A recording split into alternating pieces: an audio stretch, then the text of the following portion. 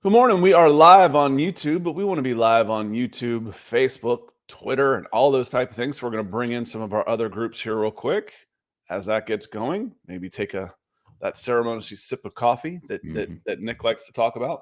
Don't fry your camera, Nick, while you do that. Promises.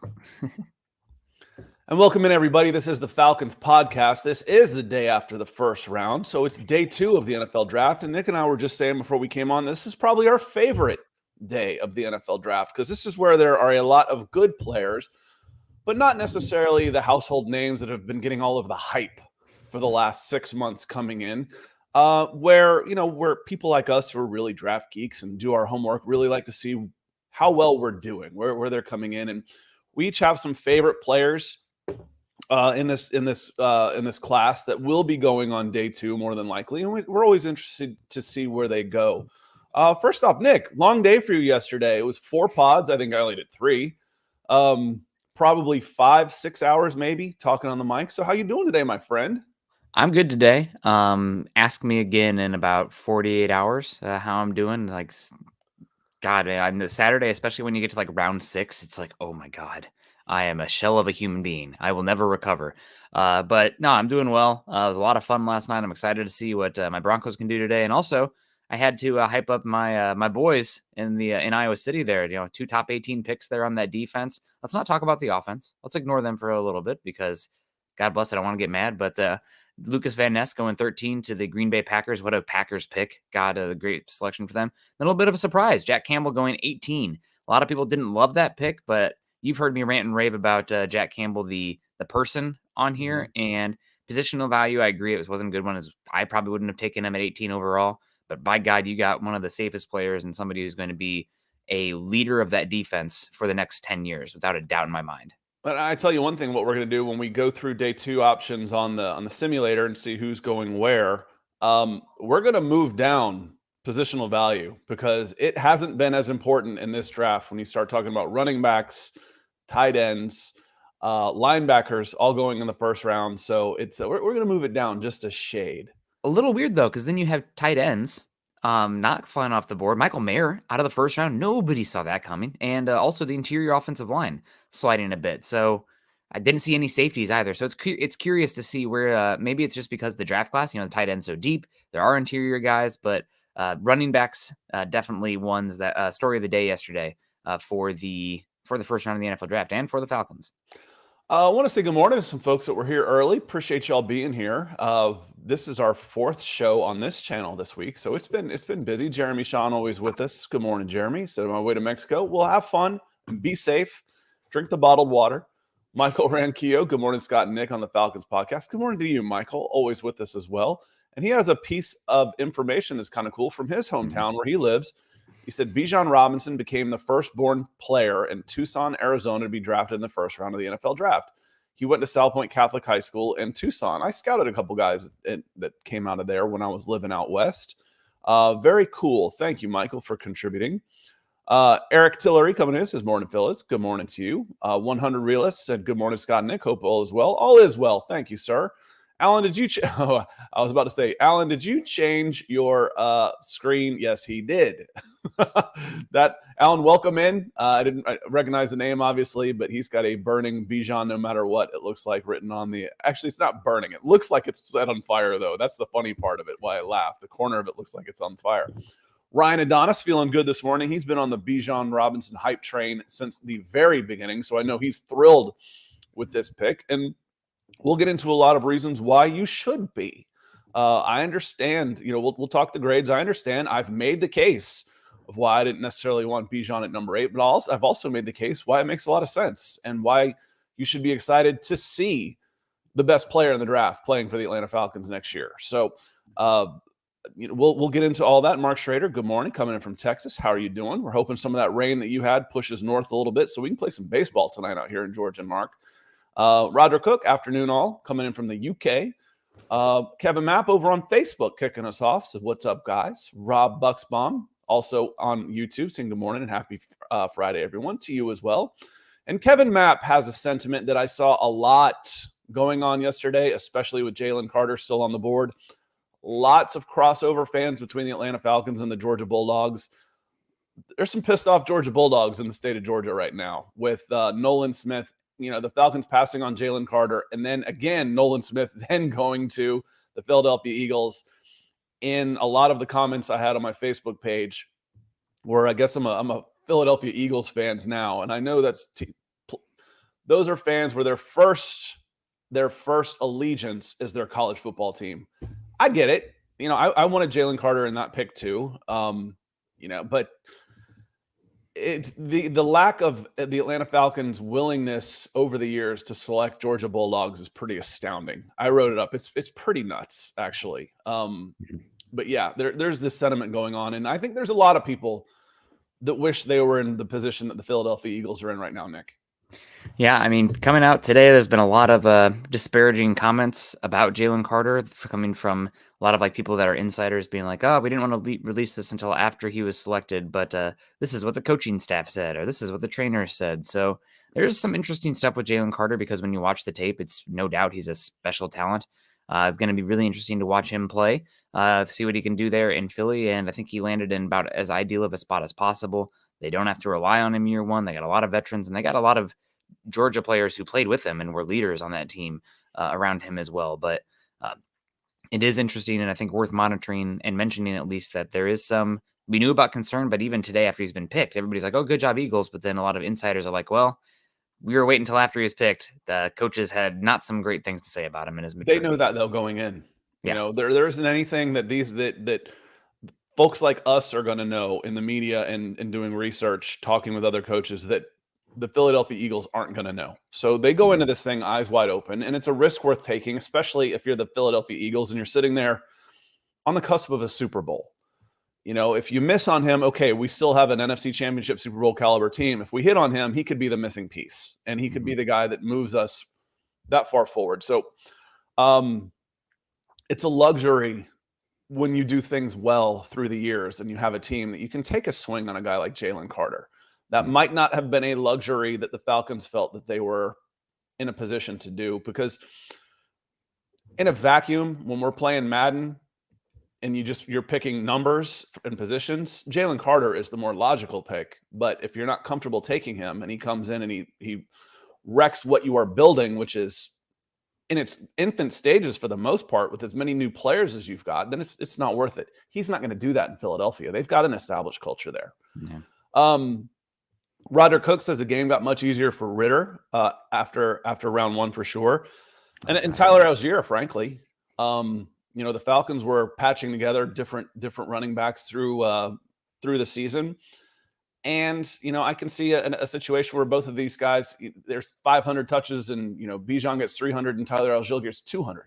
I can see a situation like that next year. So we shouldn't, be putting flowers on the grave of Tyler Algier just yet. He's going to be a big part of this offense too, obviously. Joe Cannon says, hello, fellas. Hello, Joe, and great morning to you. Tyree says, yo, I like our pick. Or at least y'all like our pick. He says, I'm okay with it. Y'all like our pick. I'm okay. I'm okay with it. We'll get into that in here just a little bit. Finish saying some hellos. Kathy Lund saying, good morning, friends. Good morning to you, Kathy. And Joe's happy. Says it's a great day to be a Falcons fan. And Tyree agrees. Chase Wellner, good morning. Good morning. James Groves. We got lots of folks coming in this morning. So appreciate you coming in like this and saying and checking in with everybody. The chat's super busy. Good morning, James. Nighthawk says, rise up. Interesting story. My daughter's rec softball team, she's on a couple of teams, but her rec softball team is called the Navy Nighthawks. There's a hawk that prowls right around there. And right as it was getting dark, the hawk jumped up onto the scoreboard with a squirrel and had dinner. And we're like, it's a nighthawk. It was cool to me. I know. Cool story, bro. Dave Glassman, how are you doing? Albert Knoppers agrees. How you doing, Albert? I hope your podcast went well last night as you were jumping into the space. So Eagles had a great draft so far. Good morning, y'all. And a great draft. How do they manage that, Nick? What are they doing? It's so crazy. Positions of value. Just playing it simple. They have a philosophy. They know what they are. And Howie Roseman, 2 first-round picks. I'm going to make this simple for you. They're taking Georgia Bulldogs. Yeah. Not always, we still got Keely Ringo out there. He fell out of the first round No, from a I know, top but 10 it's the pick. same way. It's like, hey, you take great players from winning programs, you're usually going to be okay. Who are Yeah. 2 of the first 3 were from where? Alabama. Yeah. Alabama. That's not Right. a coincidence. No. It's not a coincidence. So, let's see here. Albert Knopper says lots of surprises during the draft yesterday. I think this is a softball. Speaking of softball, I'm just going to lob it up for you so you can smash it. What was the biggest surprise of the first round for you? Gosh, so many of them. The biggest surprise was probably Will Levis falling completely out of the first round, considering there was a lot of, I guess we can say it in hindsight, BS about him. Oh, and Houston really likes him. Oh, the Colts. Oh, the Titans. Somebody out there. I'm curious if there is something else going on. Obviously, he scored high on that S2. It's not that going on. He had some up and down tape, but the traits are there. I heard he interviewed kind of oddly, but I mean, I don't know. As long as you got the work ethic and intelligence, you can be kind of a march to a different drum. You know who marches to a different kind of drum out there? Tom Brady and Aaron Rodgers. Those are different dudes. But that's okay. Not everybody can be, Mr. Relatable Peyton Manning. And him falling out of the second round. I think it's probably the tape. Obviously, is a little bit erratic. But I think the biggest thing is the medicals. I think that turf toe, probably that he played through last year, is maybe a little bit of a concern with him. But Will Levis falling completely out of the first round. I thought for sure somebody would trade back in just to get that fifth-year option on him, but alas, he'll probably be I would assume he'd be one of the first 5-10 picks today, but who knows? Yeah, well, the thing is once you start that slide, you end up saying, is this where the next quarterback could go for, I know the answer to this. I'll let you answer first. Would it surprise you if Hendon Hooker went before Will Levis at this point? I wouldn't be surprised. I wouldn't do it personally, especially with Hendon Hooker coming off the ACL and the style of offense that he played I get Drew Lock fear from him, where it's like, oh, big arm, wide open guys in huge spaces because of the hash marks. That works. There's not a lot I of think he's a NFL. different personality, though. Oh, I yes, think I part of the agree. problem with Drew Lock is he's just Too broy. I mean, and you say this about pitchers all the time, but he's a flake. Yeah. Hendon Hooker, he strikes me more as like a drill sergeant. Yeah. I think he's a better leader, a better quarterback. Where Drew Lock should have been a pitcher. With that big arm and that frame of his, where he can just go out there and be happy-go-lucky and just fire the damn ball. He should have been a pitcher. Yeah. He's having a tough time with it at court, but that's neither here nor there. Yeah. Gary Schipple coming in, he has a good question, and it's kind of rhetorical. Can we just write in Joey Porter Jr. at pick 32? I think Penn State, obviously. Porter, Pittsburgh Steelers on the clock. Does make a lot of sense, doesn't it? It does make a lot of sense. I think Brian Branch has a chance as well. There, they could use a secondary. The other safety out there is Alabama guy who played slot and safety out there in Minkah Fitzpatrick. So I think you could see Brian Branch as well, but Joey Porter makes a lot of sense. I'm glad to see Joey Porter fall a little bit. I know we were mocking him in the first, but watching his tape, he just is so not fluid.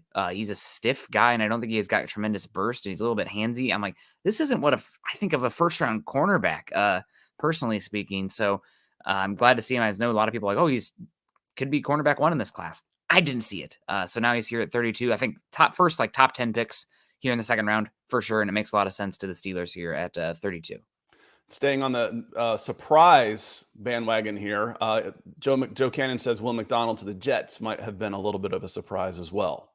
I mean, 35-inch arm length, tremendous bend. I compared him to a less explosive, but still crazy length bend player like Randy Gregory for the Broncos. I just kind of think the profile a little similar. Gregory's got a little bit better traits, but also a little bit more erratic behavior, I guess is how we'll put it.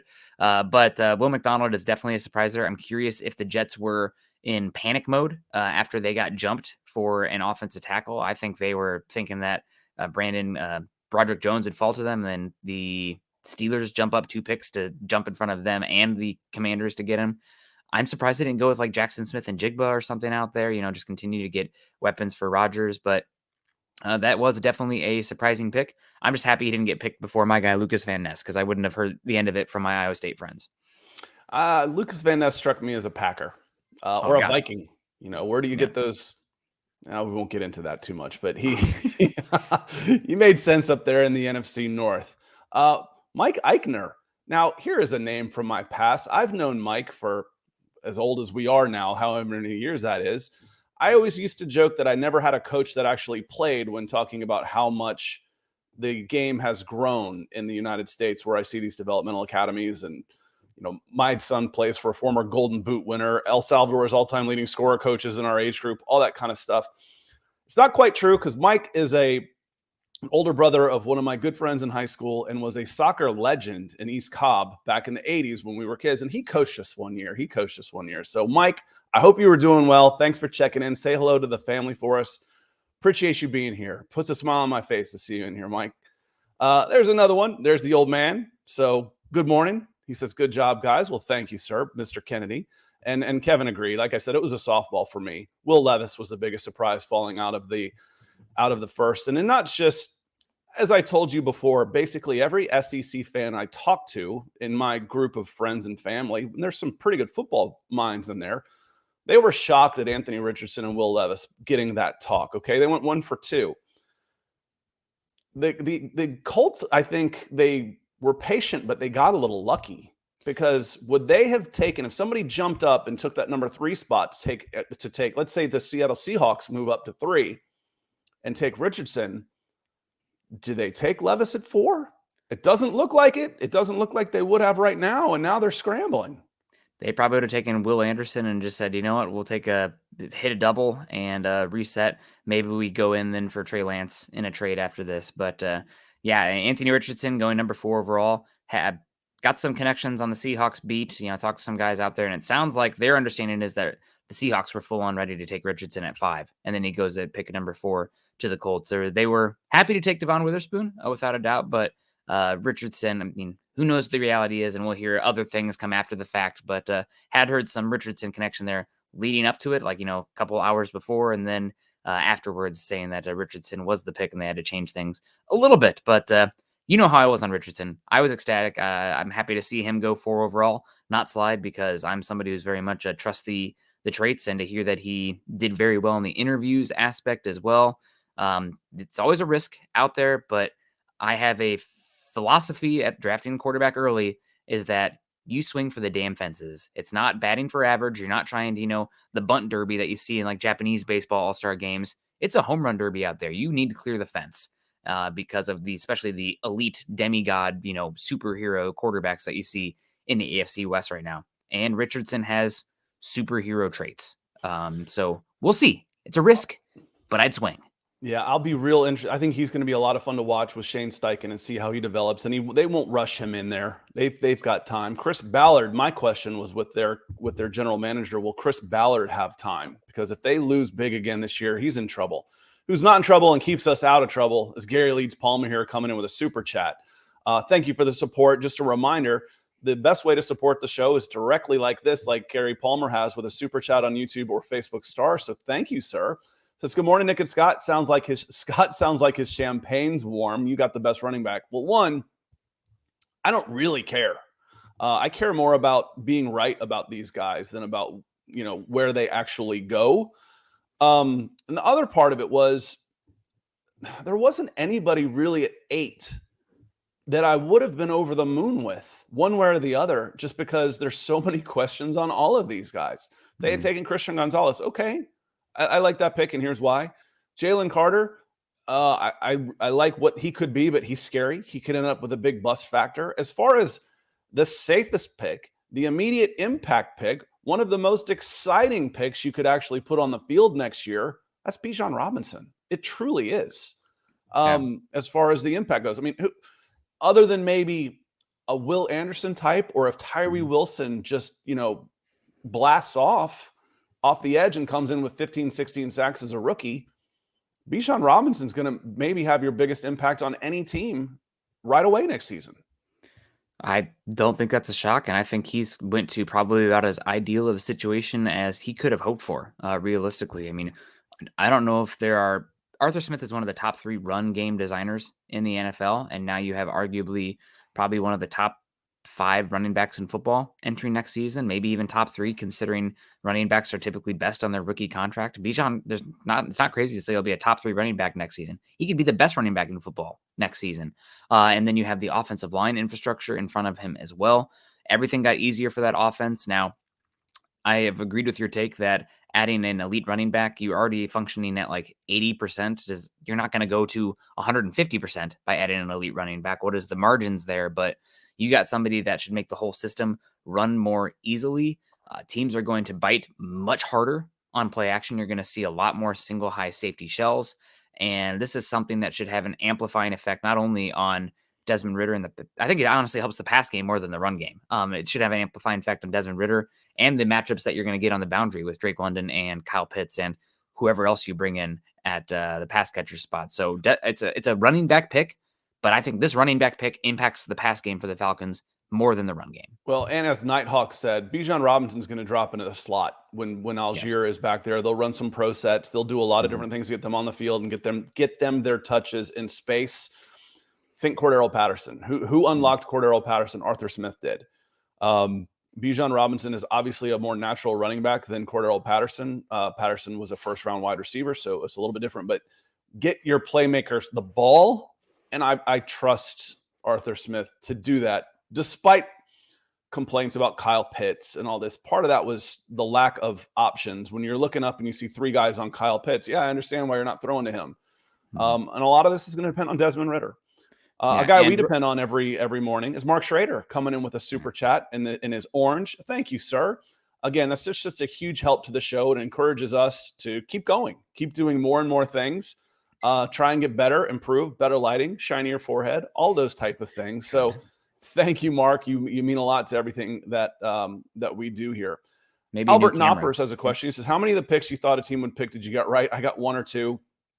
I don't necessarily try and predict what teams are going to take home as much, just because I don't know the other teams that well, in order to say, okay, I can say why this makes sense, on a very superficial level.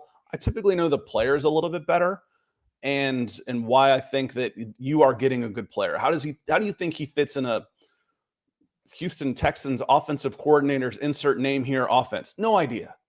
None. No idea. But I know Bryce Young and I know Will Anderson. I know the questions around Jalen Carter. So I wasn't guessing too much on those. There's a lot of players that I'll be interested to watch that I'm a fan of and that we've talked up. And those are the guys that I want to succeed. Because at the end of the day, who I root for me. I root for me. So when I say somebody's going to be good, I want them to be good. I don't care where they go. Yeah, and that's kind of weird because at the end of the day, I root for you too, Scott. That's I think I have my jersey says Kennedy on there. No. I have another takeaway here, and this is something I cannot remember who it was. A former general manager had talked about the changes of NFL over the last few years, and we kind of started to see it at college, where it's this idea of positionless football. We're seeing it with like the defensive line and the secondary, and now it's starting to translate to the offense as well. And I think this is a good just philosophy going forward and a way to think about it. Do you like this offensive playmaker enough to draft them as a wide receiver in the 1st round? If the answer is yes, I don't care what slot it is in front of their name. That's a guy that is worth taking up there because, again, maybe you're not going to get the contract value, but you're going to get the impact value more so. And guys like Bijan Robinson, Jahmyr Gibbs, if they were wide receivers, they're probably still 1st-round picks. Kyle Pitts, wide receiver, definitely still a top 10 pick. Dalton Kincaid, wide receiver. 1st-round pick as a wide receiver, that kind of thing. So maybe we need to start thinking about these positions a little bit different in terms of the actual box that they're in, and think more so about the positionless football. If you move them to the receiving, like Ted Lasso. It's called total football, baby. But no, it's yeah. I took a little bit of shrooms, but what was it? Acid in that one episode, or the Amsterdam episode. Amsterdam, great city. If you've never been there, it's a lot of fun. But a lot of fun. But yeah, no, it's. I think we are entering an era of positionless football, and seeing what we saw with Bijan Robinson and Jahmyr Gibbs here, early top 12 picks in an era where that's the 2 earliest running backs we've had picked since Saquon Barkley, I think.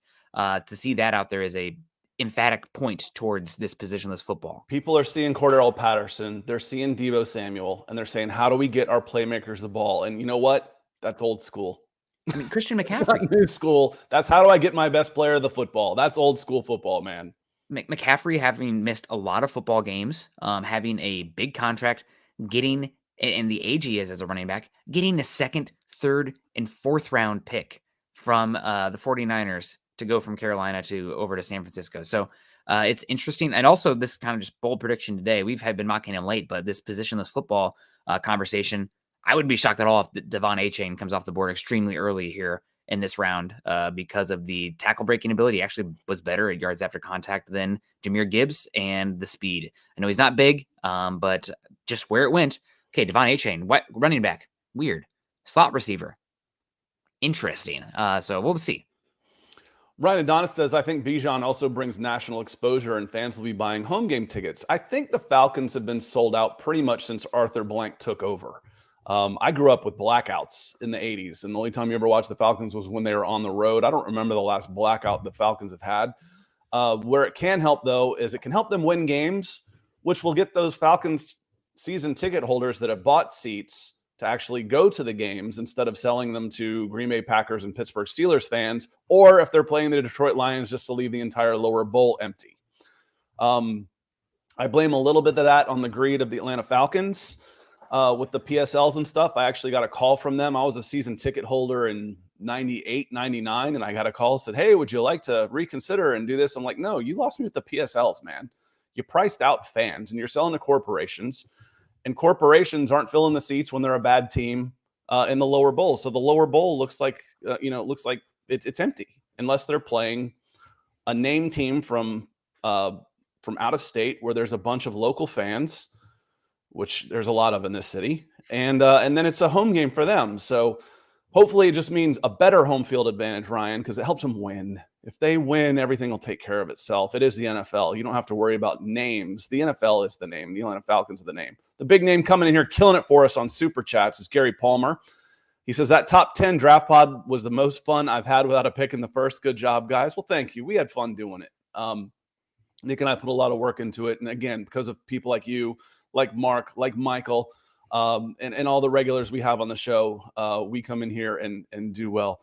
And well, speaking of regulars, here comes Terry Ocean Boy Martin. He is excited to see Bijan Robinson as an Atlanta Falcon. And I'm telling you, if you throw away positional value and contract structure, you're excited to have Bijan Robinson on your team. And that's easy for me to do. It really is, because, again, what player for next season could the Falcons have taken that would have had a bigger impact than Bijan Robinson? I don't think you could do it. I really don't. Yeah, he's going to be a very fun player, and Arthur Smith continues to zig while the rest of the league zags. So I think you should be very happy about that. And God, he's going to be really interesting. I'm going to try to get him on my damn fantasy teams. That's for sure.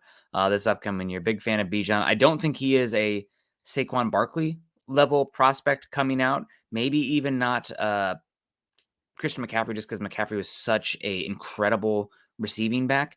But he's right. He's right there with those guys. He's right, like bumping his head up against those guys. So in this draft class, also with all the questions, and we saw how erratic it got after there, I have no question with it. I do wonder what direction the Falcons would have gone if they had the option of Devon Witherspoon and Tyree Wilson there. A lot of smoke with Bijan to begin with, but those are two guys that seemed like there was a lot of connection to the Falcons as well. But you can't be too upset about the Bijan pick. The other thing that I'm also considering here is we kept talking about trading back and taking Bijan.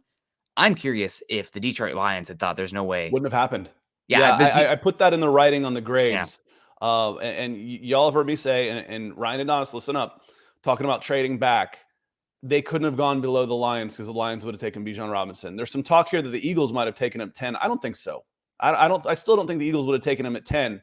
But if the Lions were willing to take Jahmyr Gibbs at 12, they abso-freaking-lutely would have taken Bijan Robinson. So if Bijan Robinson was your guy, and we said this before, if he's your guy, you got to take him at 8. You've got to. He wasn't necessarily my guy, so I would have been okay going back down to 13 and getting Lucas Van Ness and a second rounder in the next year's third. I would have been okay with that. Philip Hogginson coming in. He says, good morning, guys. Beautiful day in Montana. I like the Falcons pick. Hopefully the Broncos can find some good talent. Broncos will be on the clock tonight. And thank you for the super chat, my friend. And Nighthawk coming in. Look at that. And he's going to transition for us with a huge top rope. That's like the Hawk and Animal from the Road Warriors. You're Hawk from the Road Warriors coming in. Top rope off the top rope super chat. Appreciate you coming in, Nighthawk. Like I said, keeps the lights on. Keeps my forehead nice and shiny. Tom talking about who do you think we can target in the second round. I think that's a good transition, Nick. And how I'd kind of like to do this is to run the PFF simulator so we can see, kind of get an idea who's going to be available. If that works for everybody else, that's kind of how I'd like to do. And we can discuss some of the options that will be available when the Falcons pick. Some names that I'm looking at, just off the cuff, Steve Avila is still there. Osiris Torrance is still there. Those are two of the top guards. Steve Avila can also play some center. Jonathan Mingo does a very good Cordero Patterson impersonation. I love him. There's corners everywhere. Edge, BJ Ojolari is still there. There's lots of good prospects. So we're talking about 10 or so picks that you have to make. I can find 10 players that we'll be happy with before we get to 44. And Nighthawk, thank you so much, dude. That's such a big help. And I want to hit one more super before we go here and move on to that. Also is Jason L coming in with another big super chat. Thank you, sir. He says Bijan and Tyler probably the best running back room in the NFL. Now there's a good argument. There's starts becoming a really good discussion. Does anybody else have two running backs as good as those two? Because Tyler Algier is a 1. I mean, he's the Atlanta Falcons rookie record holder for rushing. Rushed for 1,000 yards as a rook. And it wasn't exactly a fluke. I mean, he did it by breaking tackles and running hard. And Bijan Robinson, while unproven, the transition from college to running back is running back, man. It's not a hard position to learn. You're born. Running backs are born. When you hear coaches say, you can't teach that, you can't coach that, it's usually, most of the time, they're talking about what running backs do with the football in their hand. There's always exceptions. A great comment, Jason. There's always exceptions. There are no guarantees. I agree with you. Running back is typically 1, but for every 10 running backs that are pretty plug and play, you got Clyde Edwards-Helaire go in the first round. Granted, later, but absolute bust. And what an easy situation with the Chiefs. And then also Trent Richardson, 3 overall, and really physically talented, gifted as the frame, ran well. No vision, no feel, no patience. I don't have those questions with Bijan though watching the tape. Right. So, but again, it's the NFL draft. There are no guarantees. Just a little bit to be tongue in cheek here. Better running back room. How about the Colts? You got Jonathan Taylor and now Anthony Richardson at running back there. Those two guys together. Yeah, running game. Game. So if you say the running game, the Colts are good. That Jonathan Taylor's got to come back from injury, and Bijan Robinson is completely unproven at this level. So it might be a little premature. Yeah. Jason, let's revisit this in a few months. Well, a few months into the season. Let's revisit this. It certainly looks incredible, good on paper. And Ryan Adonis says, was there anyone at 8 that other teams are trying to trade up for? I don't think the Falcons got any good offers. And that's an excellent point too. Because you're thinking, okay, there is a quarterback still on the board. No, there wasn't. There wasn't. People weren't coming up for Will Levis at 8. I'm thinking you see teams make a one-play switch. We saw that happen a couple times and maybe pick up a third. But I don't think the risk was too risky if you wanted Bijan, Ryan. I agree with that wholeheartedly. If you wanted Bijan, no matter what, I agree. I do think that it's possible. You had the Eagles trade up 1 pick behind you there. Maybe the Eagles would come up to 8. You could have gotten the same exact pick that the Bears got instead. What was it, a 4th rounder? And then still gotten Bijan there at pick 10. 4th rounder's not worth it for me to go back to that spot. So it would have taken, for me to come out of 8, it would have taken at least a 2nd rounder. Oh, well, to move back 2 spots, that wasn't going to happen. So. Yeah, and that's not going to happen. So again, the one quarterback was there. The trade down options weren't as good there to make sure, because you couldn't go below. Now, if Jahmyr Gibbs is still on the board in the 2nd round, I have questions. Yeah. But you got your guy at 8, and you're talking me into a better grade here as well. You start talking positional value. Could you have gotten him later? Probably not. No. Probably not. And I'm just laughing at Billy over here. Billy's pretty upset about the pick. Billy Jurasik saying he's going to square up with Terry. I don't know if you saw. I shared it with Scott this morning, but there is a rap that's going on right now with a diss track to Terry Fontenot and Arthur Smith about taking Bijan Robinson. It's good work. There's some talented people in Atlanta in the music industry. I've said for the music and entertainment industry, the Atlanta Hawks should be Showtime South. Yeah. Like I've said, I grew up in the 80s with the Lakers and Showtime. Man, put Tyler Perry on the floor and turn him into Jack Nicholson of Atlanta, for God's sakes. Pretty damn funny. I don't think you'll be too upset when you see Bijan back there in the scheme. But maybe they'll, 10 years from now, you see some other players at positions of value and be like, we had a short-ish run with Bijan. I wish we had a little bit different. But we're going to get into a 2-round or maybe 3-round mock here, mocking day 2 for the Falcons. We're going to do all 7. We're going to do a 7-round mock here with the Falcons. We'll do all 7. It doesn't take that long to burn through it. And we'll spend a lot of time on day 2 on the guys that can be available here, because really they pick 2nd, 3rd, and 4th, and then they're done. We're not going to worry about the 3 7th-round picks. So, you know what? Let's do a 4-round mock, because they don't even have a pick in the 5th and 6th.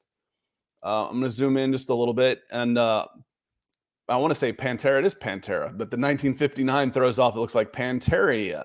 Pantera says Ade at 44 for the win, baby. You got my vote. If Ade's there at 44 and you got a chance to take him, I'd be pretty happy about a 280-pound guy that runs a 4.5. Coming out of Northwestern with the characteristics and the work ethic and the leadership that he has shown, I'd be pretty darn happy.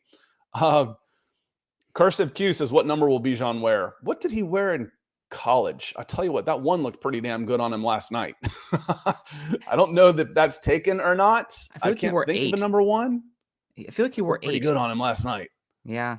I hopefully he gets a single digit out there. Look pretty sleek. I like it that the NFL has relaxed a little bit on those rules, because I want the elite players wearing those single digits, kind of like you see in baseball. Like if you see somebody out there like number 7, it's like, oh, that guy's probably special. How do I not have Bijan on the cover? I've got Bijan on the cover with his. I did a to Bijan 5. Or not to Bijan. That is the question. He wore 5 on YouTube. But the picture I used of him this morning on All Falcons was him with his Falcons hat and a grin. I liked that one. I feel like he wears. Was it like, I don't know. I want to say 5. I don't know. But it is 5. One looked pretty sharp. Let's get into this, because we'll be able to talk about some. And Ryan's right. He said he wore number 5. Thanks, y'all. Thank you. Who is your winner and loser in this draft? The easy loser on this, Brandon, is Will Levis. I don't think I would ever accept an invitation to be there at the draft.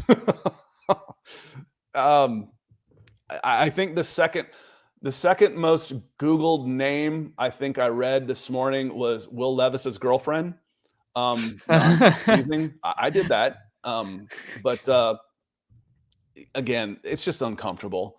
It's just uncomfortable for them. Let's get into this. We're going to start talking about some of the players that are available in day 2 targets. We're going to use PFF Simulator. I've knocked down the care for positional value because, one, I think you get more into needs at this point. You have a bigger pool of players as the talent group, as the elite talent comes off the board, as the top 10% comes off the board, the next tier is much bigger. So you start trying to pick for needs out of that same pool of players. So I knocked that down some and moved up draft for needs just a little bit. And I want to hit enter draft. And the Steelers are on the clock. And, I say go ahead and just pick Joey Porter Jr. there. But we'll hit start draft on this one. There it is, Joey Porter. And it makes sense. They did pick Joey Porter Jr. Brian Branch is a good pick. Keely Ringo to the Lions. Will Levis finally comes off the board to the Colts. I don't know that that's going to happen, but boy, would that be interesting. That's the college way of doing things. I'm going to recruit 2, and whoever wins, wins.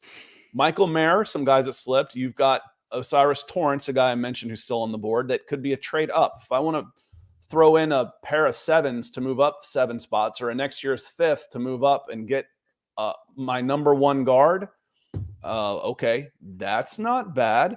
And yeah, because Tyreek agrees with me. He says we have to try and get an extra 2nd-round pick. I said last night that I think the sweet spot in this draft is 25 to 50. And you're looking at these players in here, and I can make an argument for taking every single one of them and how to use them. I really like this group. Ade comes off the board at 39 to the Panthers. Keon White, high upside defensive end from Georgia Tech to the Saints. Those are 2 defensive linemen you don't want to see in the NFC South, Nick. I promise you that. Yeah, those are 2 guys that are height, weight, speed kind of ones. Surprised neither of them went in the 1st round. They're going to go off the board early here. Both would have been guys that I was saying, hey, this would be a great pick for the Falcons.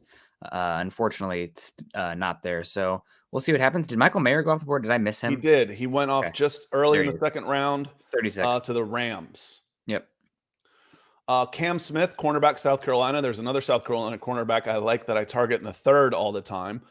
Darnell Washington. There was a question about Darnell Washington as a fit in this offense. Absolutely. I'd be thrilled to see Darnell Washington in a Falcons uniform. Would be you talk about adding to the run game again some more.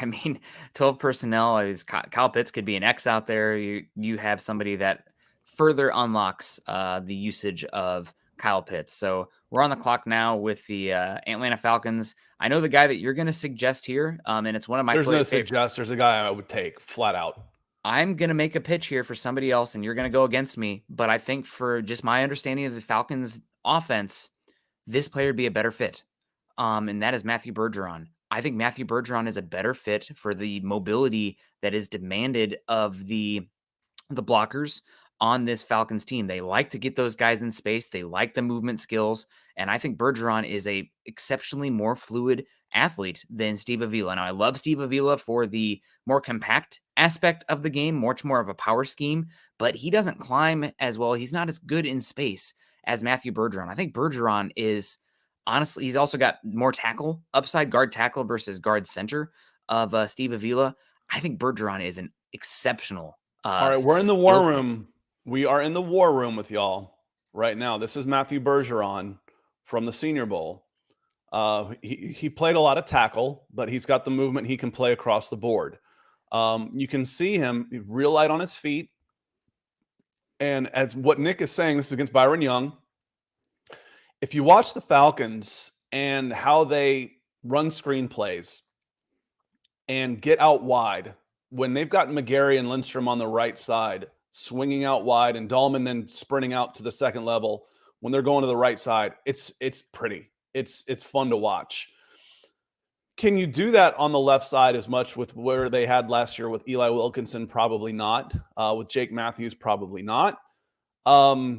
With Steve Avila, probably not.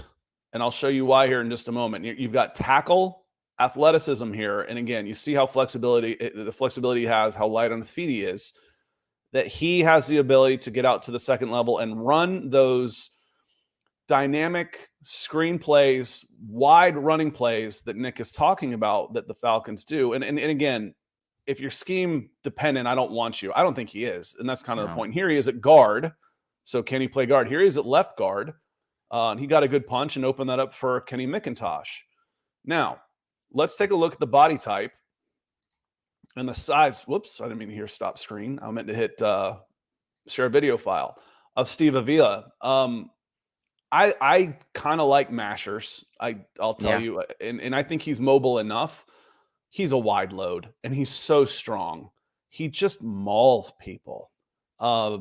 He can handle anybody you put in front of him. Inside, I think he could be an old school tackle. He probably played some tackle at TCU because he doesn't have the length, but he's got the quickness and the agility out there. Oh man. Again, we've said good options. You're going to have good options at 44. If I'm taking Bergeron or Avila, I'm pretty happy out there. Now let me look between the two of them at tackle. Syracuse, Bergeron was 6'5", 320, 30-inch vertical leap. Avila at TCU, 6'4", 330, 5'2", 4.74 shuttle with a 7.85 L cone. So good, not great. Avila is not an incredible athlete. He's massive. He's strong. He's technically sound. His athleticism and his strength and balance. That's what makes him an incredible athlete. He doesn't have the quickness. No. You know, he's a phone booth player. It's like saying a marathon runner is not an incredible athlete. Yes, he is. Yeah. It's just different. He is a different version of an incredible athlete because his traits are strength and balance as opposed to quickness side to side. But yeah, I could be talked into Matthew Bergeron, and frankly, Matthew Bergeron, despite where he is on this board, was talked about getting some time sneaking into the first round. So again, if I wanted to come off this a little bit, I could also be pretty darn happy with BJ Ojulari at edge. Is he too similar? I think you're looking for more like massive, if Ade or Keon White were there, I think you're looking for some Hulks out there with that scheme. Like Zach Harrison, like Yaya Diaby in the fourth. Yes, in the or third. If or he's the there, third. Keanu Benton on the Yeah. inside, I could be happy with that pick. I could be happy at wide receiver. The Falcons need a number 2 wide receiver with Cedric Tillman, and I mentioned Jonathan Mingo. Jonathan Mingo's still there. Also, I think we got to talk a little bit of cornerback as well. You had Julius Brent still available. You got Darius Rush available. And Julius Brent would be a great pick. See, this is what I'm saying, y'all. Yeah. Day 2 is going to be fun. Even if you don't trade up, and this is one of the reasons why I said I'd love to have trade down and picked up another number 2. There's 10 players still right here that I would be really, really thrilled to have and plug in. As far as who can help me the most right now, I want a left guard. Yeah, you can go with Avila again. I just was thinking about it more and more. Matthew Bergeron, I think, is the discount version on Peter Skoronski, where we had the discussion about I think he can be an elite guard, but he also could play tackle if you want. Gives you more long-term flexibility at a position of value. And I just think with the angles and the movement and the second-level targeting that you see in Arthur Smith's scheme, that Matthew Bergeron's game translates to what they look for a little bit more, but you're not giving up the size and power at the 320. He's not as much of a phone booth mauler as Steve Avila. If you want that at left guard, I totally get it. But I think the scheme. And Ryan Adonis says, I think Fontenot and Smith like their left guards to be on the bigger side. I'm going to talk myself out of this, Ryan, because the guy who comps on the Falcons to Steve Avila as far as, he's a mauler and he played right tackle and he got moved to guard was Jalen Mayfield. Now, Steven, very similar body types, wide load. Their forte was supposed to be the running game. Jalen Mayfield got thrown to the wolves too early. I'll keep making excuses for him. He wasn't ready to play. It wasn't his fault that he was thrown out there prematurely. That was the state of the Falcons roster. But he wasn't good enough. But again, the whole point of this exercise today, y'all, is to show you some of the options that are going to be available day 2. These are several options to take. I'd be pretty happy. I'm not trying to guess who the Falcons are going to take. I'm just saying, and Aki Dragon said, is that Pickens in a few clips? Yes, it was. South Carolina defensive lineman. I like Pickens a lot. But I'd be pretty happy with a lot of these guys, including, Julius Brents, Joe Tippmann, and Matthew Bergeron out of Syracuse. So I can live with that. And I've been thinking about that one a lot for the Falcons. And I'm like, man, that's just one I think it makes a lot of sense for what they're asking for there. I know that he was getting some first-round hype. He's got more of a boxy frame. But hey, we got 2 guys there for there you go. Denver Broncos fans at 67 and 68. If you get Derek Hall and Jonathan Mingo, you're doing backflips. Yeah. I know we got a lot of Broncos fans in here watching that follow us from Mile High Huddle. And if you get Mingo and Derek Hall, 67 and 68, you're happy. You are really, really happy. Yeah, without a doubt. So we're on the clock now with the Falcons again. It's always kind of funny to see the same guys up there at the top every single time for them. Darius Rush and Marvin Mims stand out for me here. You're looking for a little bit of explosiveness. I saw somebody earlier say they could wait for Chandler Zavala there at left guard as well. There he is. Would be an interesting one. Sidney Brown is still available as well. I'm curious. This is one, again, maybe we're going against the board here for them. But a lot of wide receivers available. Tyler Scott. Is Zach Harrison still available? I know that they're lower on him. They listen to edge, don't they? Yeah. I like Carl Brooks. I'm not a huge fan of these 2 right here, but there's Zach Harrison. And Yaya Diaby. You might as well wait until round 4 to cheat the system on this one. But I think if you like either of those guys, they probably got to go here with round 3. Yeah, and the talking here is, hey, go defense, go defense, go defense. I get that. But the players I like in this range are all offensive players for the most part. Except for Darius Rush, but the Falcons need another wide receiver as well. Marvin Mims fits that very, very nicely. There's been a lot of smoke about the safety position. Corey Trice is also a very good corner. Let's see here. Tyler Scott at wide receiver. So again, most of the players that I like here in this area are offensive players. Yeah. I think they just want to give and I think I can go and I don't mind it as much because as much money was spent in free agency on the defensive side of the ball. Ryan asked about Nick Herbig. I don't know much about him. He is probably going to have to transition to more of a stack linebacker spot at the next level and then be a 3rd down pass rush specialist just because he is so small. He absolutely beat the living hell out of my Iowa Hawkeyes. I think he had like 4 sacks in the first half of them, but Iowa's right tackle play this last year was an absolute abomination. But he's a fun player, hair on fire. He just is so small for that spot that I think you're probably thinking of somebody who's going to have to transition first and second down to play the second level of the defense. And real quick, just going back to why I say we're doing this is to show you some of the available options, not what are you thinking, you moron? Why are you picking this guy? Darius Rush is a very good player. Marvin Mims is a very good player. Sidney Brown at safety could fill a need. There's been a lot of talk about safety coming out of Flowery Branch recently. Corey Trice at corner. Again, several. I would probably go, we start running out of receivers pretty much right after this. If I don't get a receiver now, I'm not getting one. This team needs a receiver. The scarcity of receivers in this draft helps me lean towards Marvin Mims over one of my corners right now, Nick.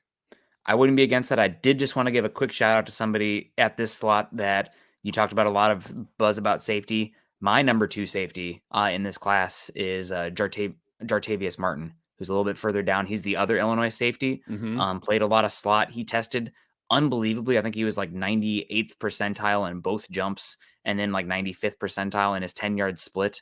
Extremely physical, versatile player, played every single spot, deep safety, split safety, nickel corner, box, and boundary corner. So I really, I'm a big fan of Jartavius Martin. He reminds me a lot. That one. I'm gonna go with Marvin Mims just because I know I have trouble with wide receivers after this. Michael Lewitsky came in. He says, "I got my birthday wish and got Robinson. Good for you." Moving up and getting Nolan Smith at the end of the first, where he went, and Joey Porter is still available. No, he's not. He actually went 32 to the Steelers. He's talking in real life. He would be one of these. But again, who are the options that are available? There's several really good options in here. I'm going to go because of the scarcity of the position and the need that the Falcons both have. I'm going to go Marvin Mims here. Yeah, I'm a big fan of that pick as well. And one thing I like about Marvin Mims to the Falcons is that even though he's like a deep play kind of guy, he brings it. He's a super physical player. Loves to get at you a little bit. So that's a fun one. Who was the guy that I was targeting here in the 4th round? We talked about maybe the edge rushers. You had 2 big edges that made some sense. Yeah, we had Diaby and another one. Zach looks like Harrison. They both might be gone. Carl Brooks, a pretty good player. Oh, they both went, but that's stupid. Well, you can go Carl Brooks here if you want. Yeah, I do. I went to the Colts, and the other one. Who was the other one we were looking at? Zach Harrison. Yeah. So I do like Carl Brooks. There's some talk about linebacker as well. I might go Dorian Williams there. Dorian Williams would be fun. But I do like, again, Corey there's Trice. some good options here at 110, and we get to pick 2. So I'm going to get the edge, Carl Brooks, who has some inside-outside flexibility. He can play inside. I think he's about 290. Yeah. Let me double check on that one real quick. First look, 300 pounds. So he's 6'4". He's an interior guy. But lots of good options. KJ Henry, I'm not a huge fan of. Riley Moss has some flexibility at cornerback safety. Byron Young is a big body. It's a little early for me on that one. But good options here. Like I said, that was the point of this exercise, was to show some of the day 2 options that were going to be there that we really like. Carl Brooks is a guy from Bowling Green that was at the Senior Bowl. The Falcons have done a good job of scouting the Senior Bowl, and wouldn't totally surprise me there as well. Now, go ahead and make a pick. You're on the board, Nick. I'm going to give you 2 players here, and you can pick your flavor. It's going to be one of those 2 cornerbacks that's left in Corey Trice or Riley Moss. Corey Trice, I think, is a little bit more bigger, physically gifted. I think Riley Moss is a better overall, twitchier athlete with more ball skills. So I don't think you can go wrong with either of them. PFF is lower on them. I wonder if they're scouting based on things that aren't the tape there with that ranking there. I won't get too far into that. I think he's going to end up going about pick 90 to 110. So this is good range for him. And this is overall a very good mock. And they don't like the Matthew Bergeron one. We'll see if I'm completely off on that. I've liked Bergeron there for a bit. With the Falcons, I thought he had a chance to slip into the 1st round there. And somebody who I think scheme-wise would be it just matches the movement skills that you're looking for. He's a heat-seeking missile kind of guy that you want on that offensive line. So would be an interesting pick. Also, is apparently a great dude. So counts for something. Sorry, I didn't realize I was still sharing that screen as I took that down. So interesting. Sorry about that. No, it's okay. More of me on there. Again, great day 2 options. So to wrap up the show here, what we're talking about was, grading the pick for the Atlanta Falcons, getting Bijan Robinson. Bijan Robinson is a round peg in a round hole.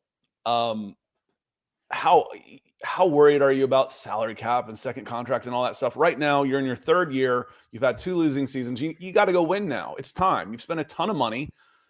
I don't think Arthur Smith's under a ton of pressure, but it's building a little bit, and they've built up around the rest of the roster. Where are the holes right now on this team? You could use another dominant edge rusher. Who couldn't? There wasn't one there. Okay, there wasn't one there.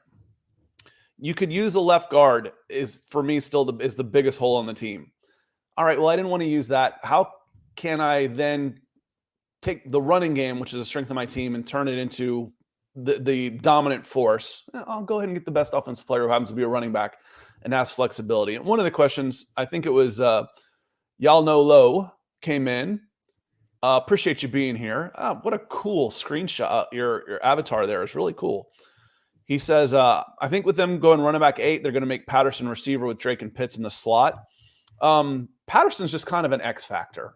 He can play anywhere. I want to see 6 to 8 touches at running back, not 12 to 15.